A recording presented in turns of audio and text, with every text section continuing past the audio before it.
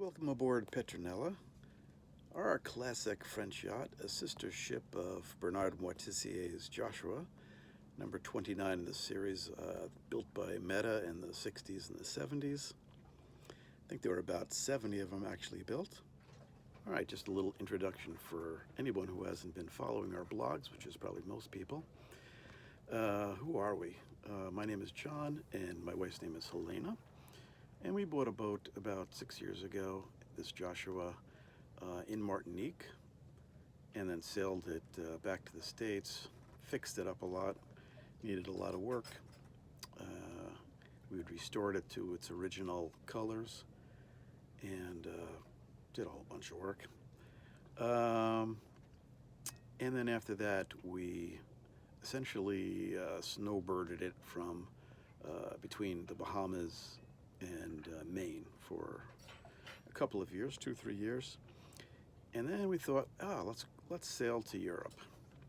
Petronella has crossed the Atlantic, we believe 11 times before we bought it, with 3 other owners.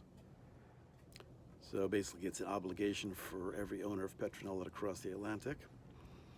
So we thought we could do that. We were ready just before COVID. But then, of course, COVID stopped our plans, and we had to hang out in the States for another couple of years. But finally, last summer, we were ready. COVID was abating, and we decided that was the time to do it. So we crossed from Annapolis to the Azores. That took us 29 days.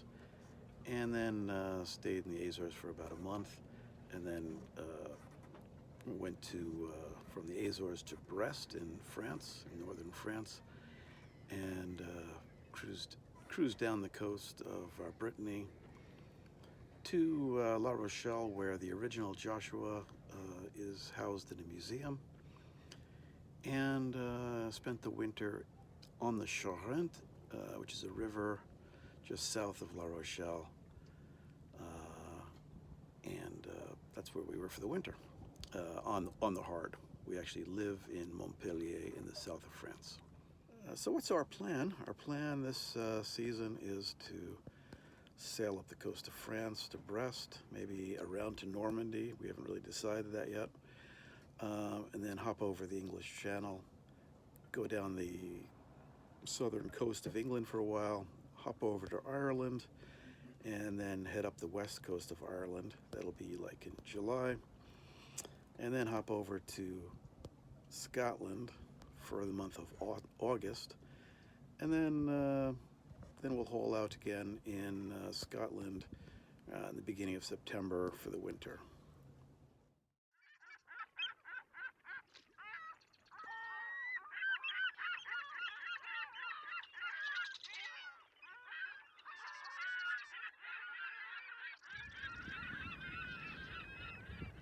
So let's start with a tour of Petronella.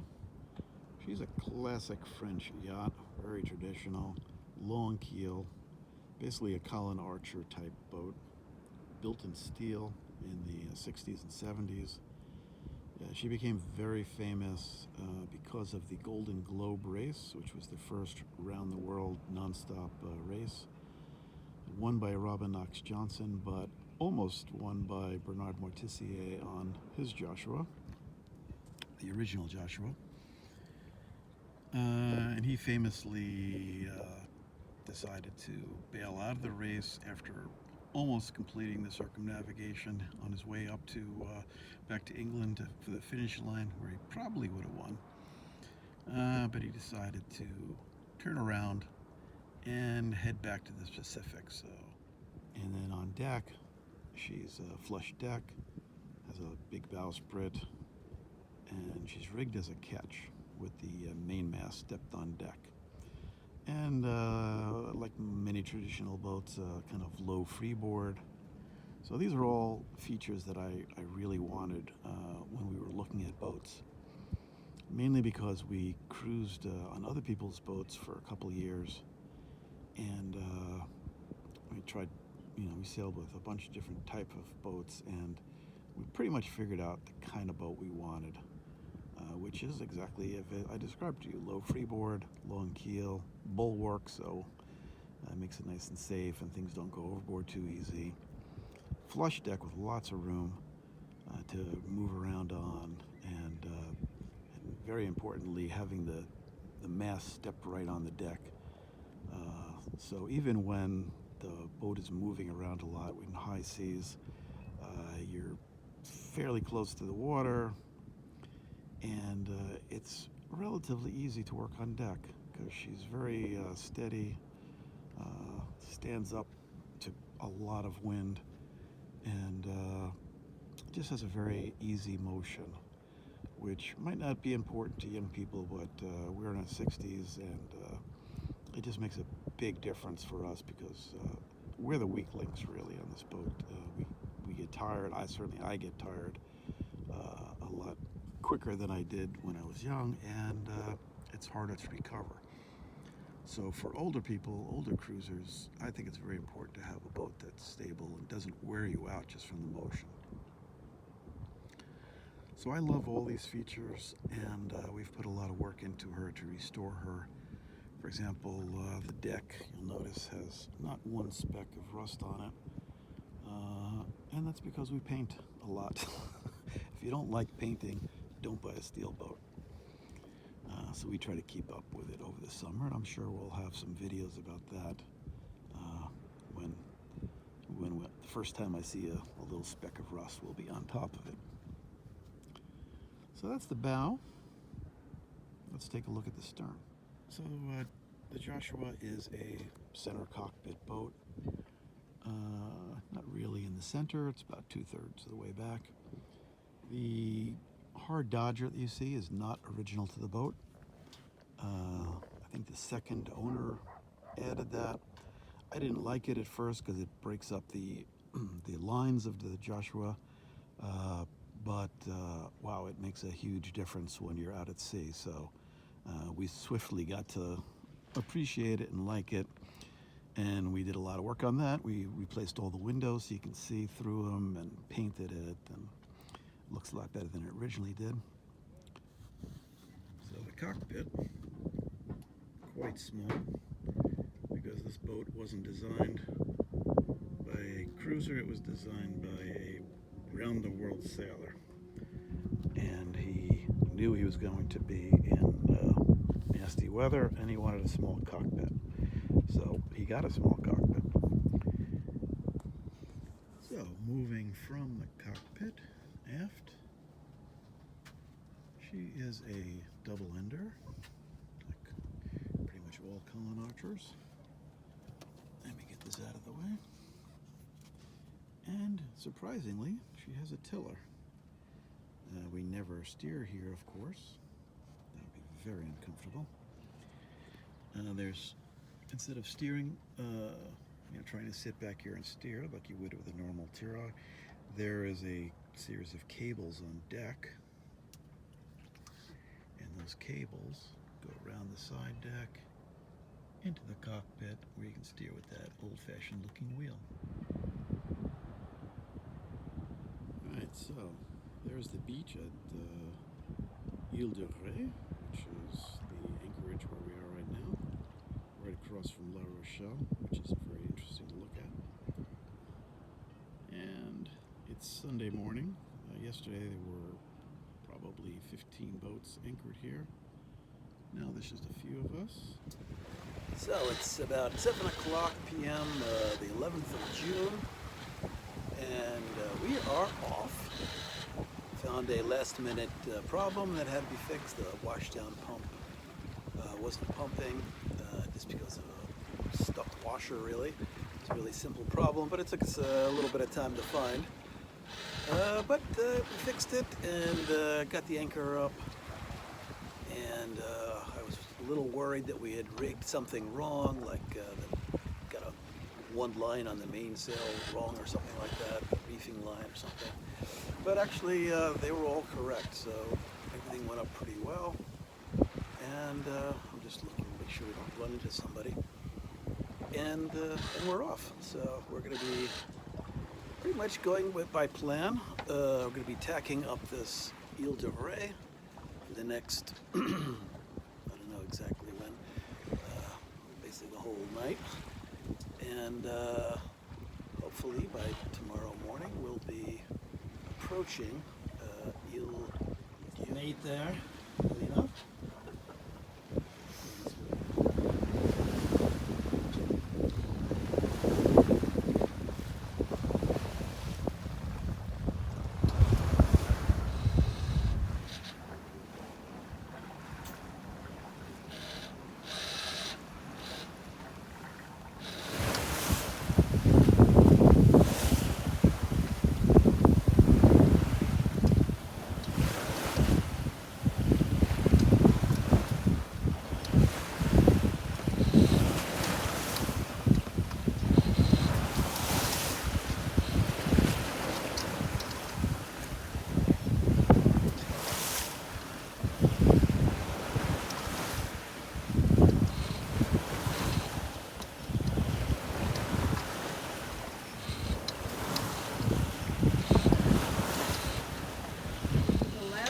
Oh, you my mean, watch, yeah. You're not going to have to keep switching sides.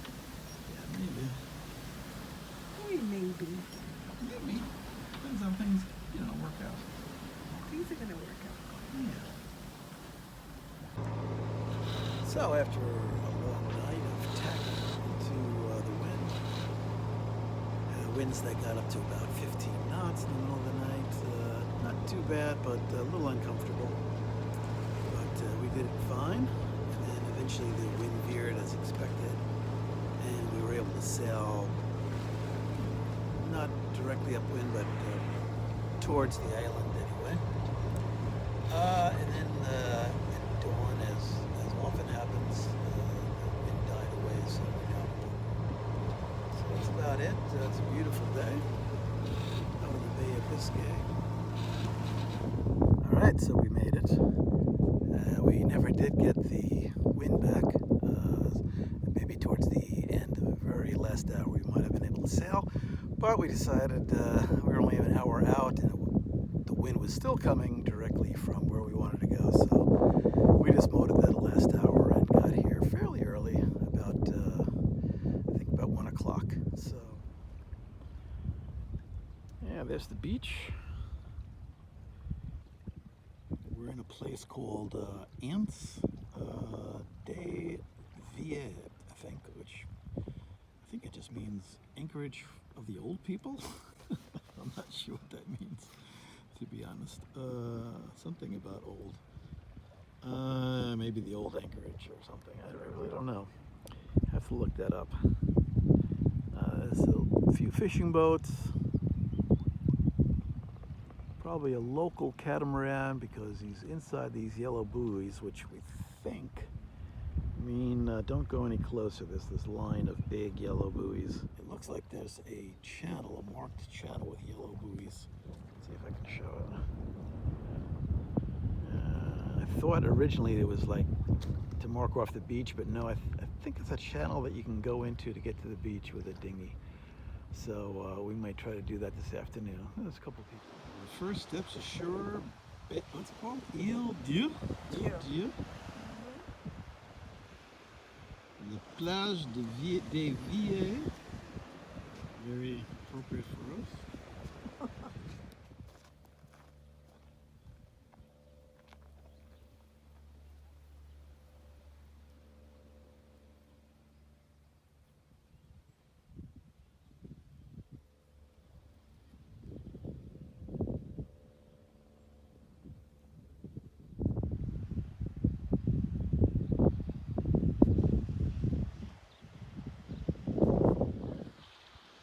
Perfect for kids, huh?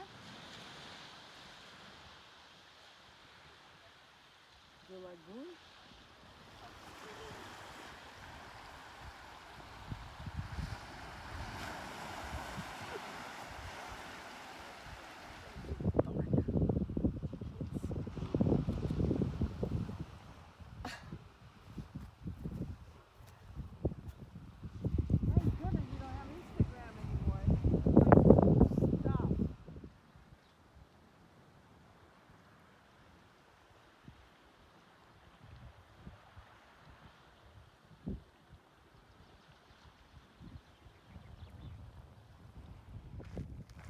is it? Huh? What was it? This is a memoir to the 198 sailors from Senegal, 3 passengers and 6 crew members, which were victims of a naufrage due Sequana. They were torpedoed by a German submarine in 1917, the week of June 1917. That their death will super si loin, mesmo, even though it was a long time ago, it's not going to be forgotten.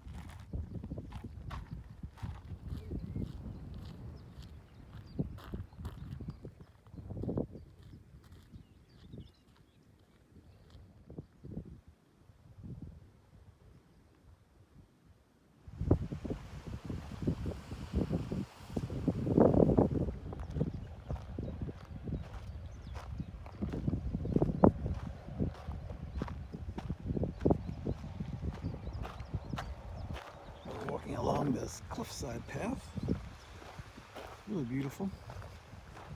Have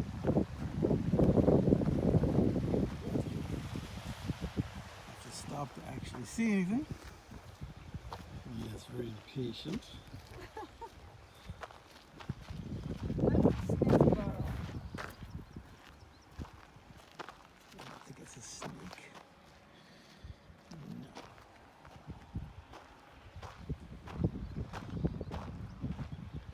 No. Anyway, it's very beautiful here.